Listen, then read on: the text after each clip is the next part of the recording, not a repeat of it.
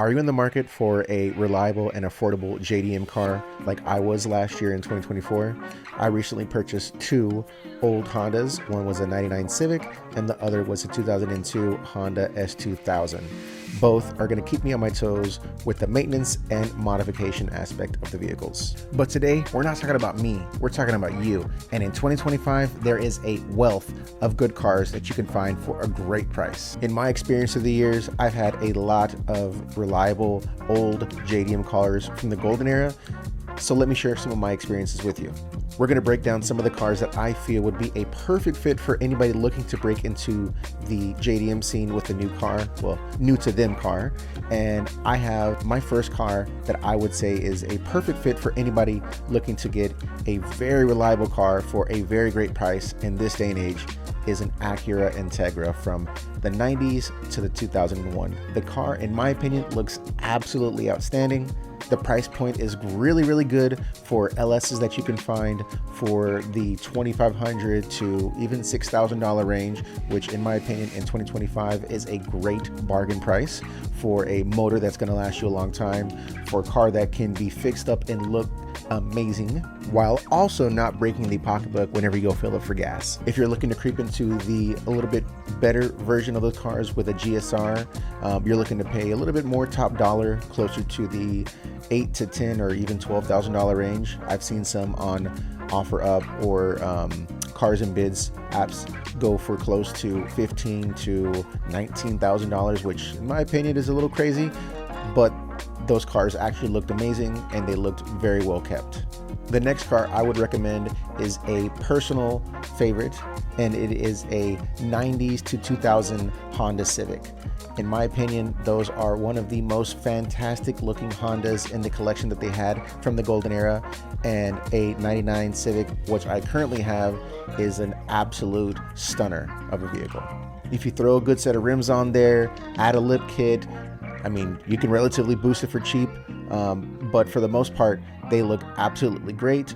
The modifications are there from the platform if you need it for a D series. If you have a B series in there, K-swaps, the whole nine can be done, and they actually all function very well. From a purchasing standpoint, you can find anything from a regular coupe to a four-door or even a hatchback, from the price range of $1,500 to $5,000, $6,000, depending on the condition and what's been done to it. If you are looking to get that SI Civic though, you're going to be looking to pay probably close to around 10 grand or 8 grand, depending on the condition, if you find one in your area. But the value does not mention how happy it will make you, specifically if you have one with a manual transmission like I recently purchased. Now, for me in driving experiences, it's all about engagement, and a lot of my engagement and fulfillment comes from having a manual transmission. So while these cars might not be the most fun and entertaining car whenever they're in an automatic transmission, switching over to a manual transmission will absolutely change how many miles per gallon you're getting every single time you're on the road. These next batch of cars that I'm going to be talking about, I'm actually going to group together because they all came from generally speaking the same era, and they are the RSX, TSX, and TL. Now, the RSX came out in the early 2000s. The TL and TSX that I'm talking about came out between 2004 and 2008, and they are all phenomenal cars. They all look amazing. They all have great powertrain and motors, and as well as customization options. There is a plethora out there. The RSX, coming with the K series motor, can actually be found for anywhere between $4,000 to $7,000, and always consider the condition of these vehicles. But honestly, looking to get into that platform with a K series motor at that price point is a great jump in the right direction. The TSX also coming with the godlike K24 motors. There are plenty vehicles out there to find on the market, whether it's OfferUp, Cars and Bids, or even Facebook Marketplace. And if you're trying to customize it in the way that a lot of the JDM car enthusiasts do, you can simply just throw a turbo kit on there and you could be pushing 500 horsepower out the gate. Honestly, it makes endless amounts of power for next to nothing. Moving along to the TL, which is another great option if you're looking to get into the Acura and Honda platform. These also came with a manual transmission, so if you, by the grace of God, can find one, you're probably going to pay a little bit more, but at least the actual body of the Acura TLs look phenomenal. Recently, I've seen the TLs go from anywhere between $4,000 to $8,000, and in my opinion, that is a great price point if you're looking to jump into a platform that's not really shown a lot of love in this day and age, at least. And with the Type S being packed with a 3.5 6-cylinder motor, that's a great wealth of power that you're going to be having at your own disposal. Coming at the 4th spot, we've got a Honda Prelude, which anywhere between the 90s and early 2000s, you're going to be golden. Back in the mid 2000s, I had seen a lot of Preludes on the streets in my local area, and I had seen a lot of great looking Preludes. So if you're looking to jump into the platform and customize it to the idea that I was actually very involved in and still currently love, then you're going to have some great options for that. But if you're looking to make something where it's more daily driven and reliable, there's definitely a great basis that you have with the H22 motor. Now, the unfortunate downside of that is that platform for the motor is not as supported as other series motors like the B series and the K series from Hondas. But if you can find one in great condition, you're going to have a car that's going to last you quite a while, and it won't break your bank when you go to fill it up at the gas station. Moving along to the 5th selection that I've brought up is going to be a Subaru WRX, Impreza, or Forester. Kind of depends on what you're looking for, but all are great options. You can find some anywhere between $4,000 to $8,000 or $9,000, which in this day and age still is a great deal. And even though they have that boxer style engine, I know so many people yearn for that Subi Rumble. And when it comes to customization options, there's an endless amount.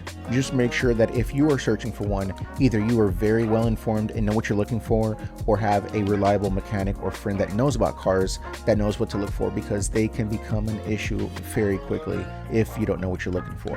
And that goes for every single car that you're looking to purchase, especially when it comes to a 20-plus-year-old vehicle. You need to make sure that you know what you're looking for.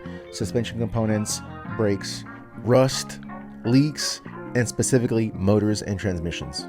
Some of these parts might not be as capable to find in this day and age, so you need to make sure that if you are going to be forking out some cash for a vehicle that you're looking to get into and have fun, either on a daily basis or something that you're looking to have fun on the weekend, just make sure that you know what you're getting into.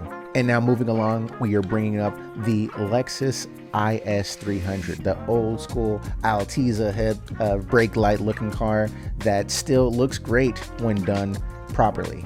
Now, a lot of these cars come with a 2JZ GE motor, unfortunately not the one with the turbocharged motor that the Supra has from the older Big Brother, but still a great and reliable vehicle outright. You can find some clapped out ones for not too expensive, but if you're looking to find one that's a little bit more reliable and looks like it's been kept in better condition, you might be looking in that $6,000 to $8,000 price range. Now, of course, if you're good with your words and you're able to negotiate down the price going from maybe $7,000 to $5,500, that's up to the person that's got the cash in hand. But in my opinion, I think any deal can be done for a little bit cheaper of the cost. So make sure that you're slick with it when it comes to talking to the owner of the vehicle that you're looking to purchase them from. And as we move right along to the next vehicle, it is also a Lexus, and it is a LS400. Those big body VIP style modified cars that you know that you've seen at every single either car meet or car show. That's another great option if you're looking to get into the scene. For its time, it was pretty luxurious. It has great interior, the body looks great, and you got that V8 motor that will power you through the turn if you're drifting, or into the car show if you're looking to just post up and air out if you got some air suspension on your car. Now, this car can be a little bit more tricky. You can find a clapped out one for $3,000 to $4,000, or you can find a nice one that has been kept in really good condition for about $10,000 to $12,000 or even $14,000. You really kind of have to pick your poison when you're going out and exploring the market to see if you're looking for something that's a little fixer upper, or if you wanted to purchase something that's a little bit more well taken care of, that you can tell and see not only in the mileage but in the condition of the interior seats, the interior carpet, the dash, the headliner, the exterior components. Just you can get a great sense of how well the car was taken just by giving it a good look over. All right, now moving along to the 8th spot. These batch of cars that I'm going to be talking about are pretty much all the exact same. Even though they might be one brand and another, they're essentially the same body and motor, and that's going to be the Infiniti G35 or G37, as well as the Nissan 350Z. Now, yes, wait, before I get all the hate, I know you see all these cars all the time at takeovers, smashing into people, drifting on tracks and breaking off bumpers. But in my opinion, they can also look really, really good. I've seen a handful of cars with air suspension airing out at a parking lot, and they look absolutely stunning, especially when you have the right fitment of wheels and fenders on there. Which also brings me to my next talking point. The amount of customization for these vehicles is almost endless. You have that VQ35 motor, which is a solid motor when taken care of, but make sure that you're looking in the right areas, because honestly, a lot of people that have these vehicles have been driving them into the ground. Now, getting into the nitty-gritty about the pricing standpoint, you can find some as cheap as $2,500, but it's going to be pretty crazy looking. And you can also find something around the $12,000 to $13,000, which in my opinion, it's a little bit high. But if that quality is there, if the mileage is pretty, relatively low, that might be an option if you're looking to kind of spend a pretty penny now to have a reliable and dependable car for the foreseeable future. All right, pulling up to the 9th spot is the Nissan 240SX, which is an absolute gorgeous car. I've had the privilege of having a S14 about maybe 2015, so that's 10 years ago now, and I absolutely had a blast in it. Now, if you're on the market in this day and age in 2025, it's going to be a little bit harder to find those cars, not only for the price point that you're looking at, but also for the availability. You still can find some S14s or S13s going for $5,000 to $6,000, but you can also find some that are upwards of $25,000, depending on what motor they've thrown in, what type of Frankenstein build they have. They're definitely creeping up in price though, for sure. But of course, they look amazing, and that goes without saying. But overall, if you're looking to get into that platform, you're actually going to be jumping in with one of the hugest benefits of all, which is a rear-wheel drive. Now, a lot of people that like to have fun with these cars and either drift them or just, have a good time driving around the streets, another great element to this car is that if you do end up wanting to modify it and, let's say, put in a different motor, it definitely sits a 6-cylinder inline 6 motor perfectly. I've seen a whole bunch of 2JZ builds or RB25 builds or 26 builds for these 240SXs. So if you're looking to go that route, you definitely got the space. One thing to keep in mind whenever you are out there on the market looking for them and potentially purchasing one, and that is rust. I remember I used to work at Nissan, and I would see some of these cars come in, and one thing that I do remember seeing is rust on the underside of the car. So make sure that you are giving it a very good look over with a fine-tooth comb, or if you don't have that capability of doing so, make sure you take it to a reputable mechanic. That way they can lift it up in the air, check out everything from the underneath the hood to underneath the car to make sure that you're good to go and you're rocking and rolling without any issues that are unforeseen. And pulling in at the number 10 spot, it's a car that a lot of people will either hate or love, and that is the Mazda Miata. The iconic Mazda Miata. That is one car that anybody that sees those pop-up headlights come up, that'll make you smile. I've seen quite a bit at a lot of local car meets with my family and myself, and we smile every single time we see one. And if you're looking to get into that platform, you can definitely find some between the $5,000 to $10,000 range. Now, it's all personal preference, but I think the NA probably is the most fun and quirky looking Miata, just because you got those pop-up headlights that'll make you smile. But at the end of the day, it's all personal preference, and you can find a deal in any part of the country that you are in. Don't forget, just try and haggle on that price whenever you're going in talking to the current owners of the vehicle that you're looking to purchase to see what best deal you can get, because any money that you can save can go back into your build. Well, that's going to wrap it up for today. Thank you for tuning in. If you haven't yet, Please don't forget to like and subscribe to the channel. I'm really looking to try and push the channel here for this year. And in January, I've seen a slight bit of growth, and I'm really motivated to keep on pushing out these videos for you all. So thank you so much for tuning in. Thanks for all the love and support, and I hope to see you next time.